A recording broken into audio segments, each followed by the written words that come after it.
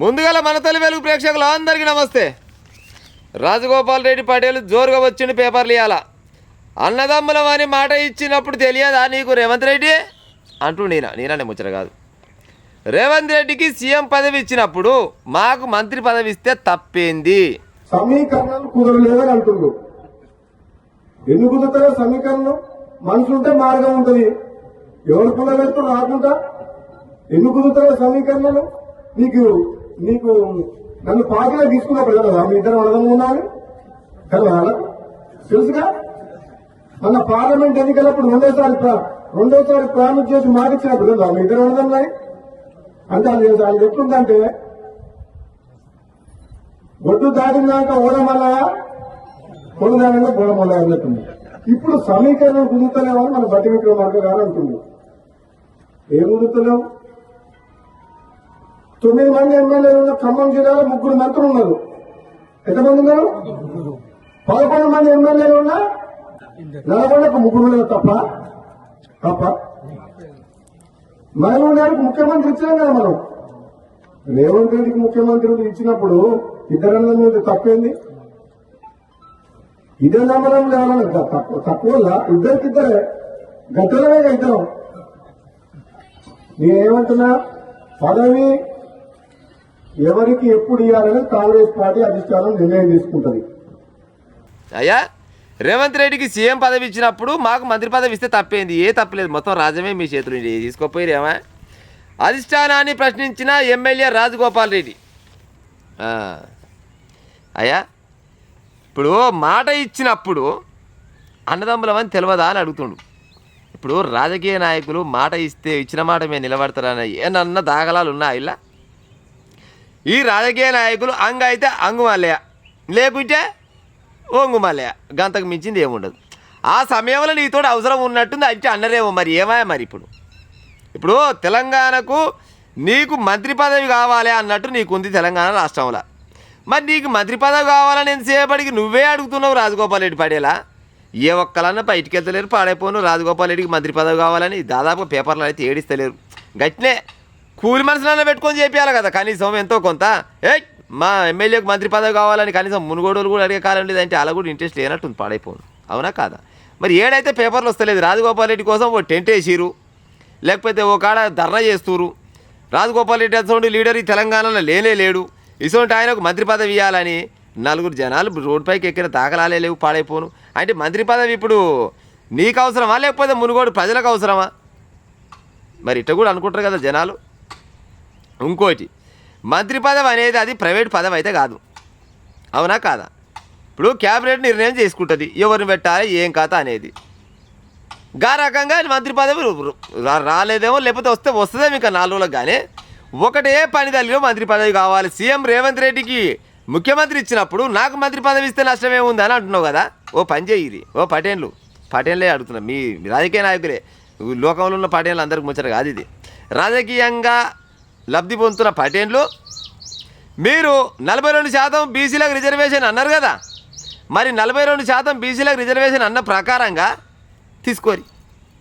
42% బీసీలకు ఇయ్యి మంత్రి పదవులు.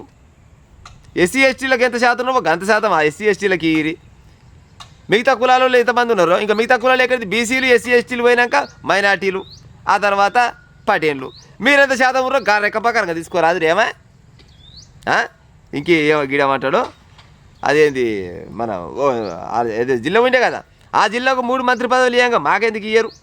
మరి జిల్లాకు 3 మంత్రి పదవులు ఇవ్వాలనుకుంటే మరి మంత్రి పదవులు పెంచుకోరాదు ఎక్కువ. మరి 18 ఏమి ఉంటాయి కదా, 18 కాదు 30 చేసుకోరు. మరి గట్ట అయితే మరి తలాయిని వస్తాయి, పాడైపోయి లేకపోతే రానట్టున్నాయి. ఆ పని చేయరు. మరి భారత రాజ్యాంగాన్ని మార్చరాదు ఏమో మీకు రాని పైన. ఇప్పుడు మంత్రి పదవి నాకు ఇవ్వలేదని నువ్వంటావు, నాకు ఇవ్వలేదు ఆయన అంటే. ఇప్పుడు మంత్రి పదవి అన్నప్పుడు అన్ని రకాలుగా ఆలోచిస్తారు. నువ్వు చేసేంత దమ్ముండొచ్చు, నీ దగ్గర చేసేంత సమర్థుడు కావచ్చు, అదొక భాగం. కానీ మరి నీకు ఇవ్వాలని అయ్యొద్దా అని ఆలోచించేది కూడా అలాగ ఉంటుంది కదా. దానికి మరి సామాజిక న్యాయం అనేది ఒకటి ఉంటుంది కదా. మరి సామాజిక న్యాయం కూడా చేయాలన్నప్పుడు మరి నీకు మంత్రి పదవి ఇస్తే మరి అవతల ఏమంటారు అనే ఆలోచన అలాగ ఉండదా? నీకు మంత్రి పదవి ఇవ్వాలని రేవంత్ రెడ్డికి బరాబరిగా ఉంది. రాజగోపాల్ పటేల రేవంత్ రెడ్డికి అయినా, పొంగులేటి శ్రీనివాసరెడ్డికి అయినా, లేకపోతే మీ దాంట్లో ఉన్న మీ అన్న వెంకటరెడ్డి అయినా కానీ బరాబరుగా రాజగోపాల్ రెడ్డికి మంత్రి పదవి ఇవ్వాలని వాళ్ళ మనసులో ఉన్నది. కానీ మీరు అధికారం వచ్చే ముందల బీసీలకు కూడా న్యాయం చేస్తామని చెప్పిరు కదా, ఇప్పుడు నీకు ఇస్తే పాడైపోయి మళ్ళీ బీసీలు నా ఎంబడి ఎడబడతారు అనే ఉద్దేశంతో మింగలేక కక్కలేక పోతురు, లేకపోతే ఎప్పుడో వచ్చు మంత్రి పదవి నీకు.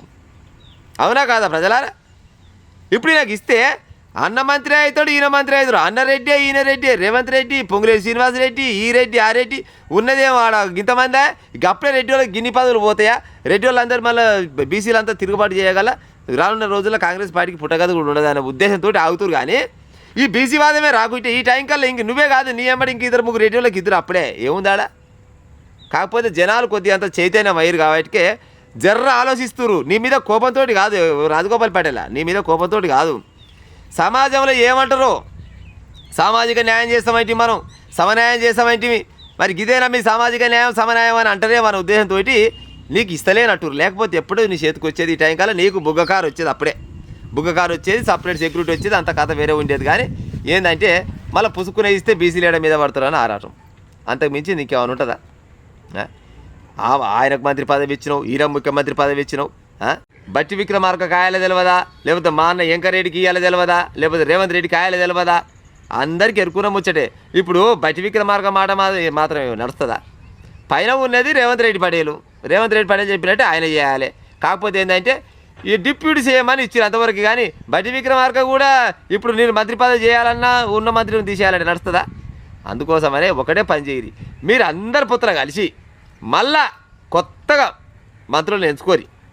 మీరు మీ శాతం ఎంత, మీరున్నది ఎంత, మీ జనాభా ఎంత, మిగతా వాళ్ళు ఎంతమంది ఉన్నారు, ఇవన్నీ కలుపుకొని అప్పుడు మళ్ళీ మంత్రివర్గ విస్తరణ పెట్టుకుంటే సమన్యాయం జరిగితే జరుగుతుండొచ్చు. అంతేగాని నా దగ్గర డబ్బులు ఉన్నాయి, నేను పలానా కాడ గెలిపించినా, నేను పలానా కాడ ఎవరిని గెలిపేలే ప్రజలారా, బాగా గుర్తుపెట్టుకోరి.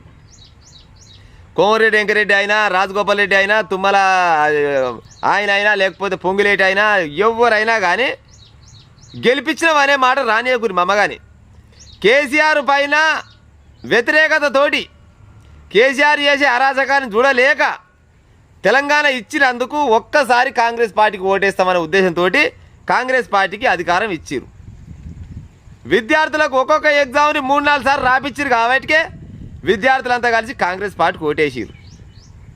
ప్రభుత్వ ఉద్యోగులకు సరైన జీతాలు సమయానికి ఇస్తలేరు కాబట్టికే ప్రభుత్వ ఉద్యోగులంతా ఓటేసిరు. విన్నారా?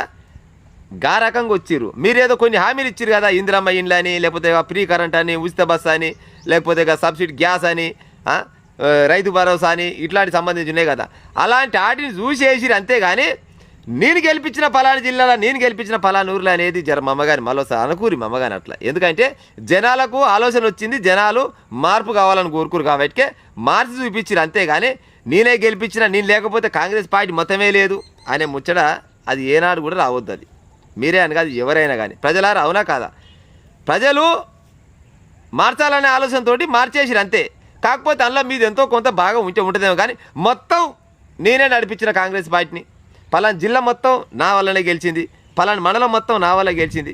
ఇది ఉత్తముచ్చటే. ఇది అలా అన్నీ ప్రజలు ఓట్లు వేయాలనే విషయం తీరపోయి ఓటేసే టైంలో కూడా మారవచ్చు పబ్లిక్. ఆ టైంలో వేస్తే చేసేదే ఉంది. మీరు మంత్రాలు గిట్ట చేసిరు అనుకుంటారా? పోయినోళ్ళు పోయినాడు మొత్తం చేయి గుర్తుకే ఓటేసి రావాలని మంత్రం గిట్ట చేసిరా? అది కాదు, జనాలే అనుకోరు. జనాలే ఒక్కసారి కాంగ్రెస్ పార్టీకి అధికారం ఇవ్వాలనుకోరు, ఇచ్చిరు. అంతేగాని మేము చేసినామంటే మాత్రం అది పొరపాటే. అవునా కాదా ప్రజలారా? చెప్పుకుంటాం మరిగా.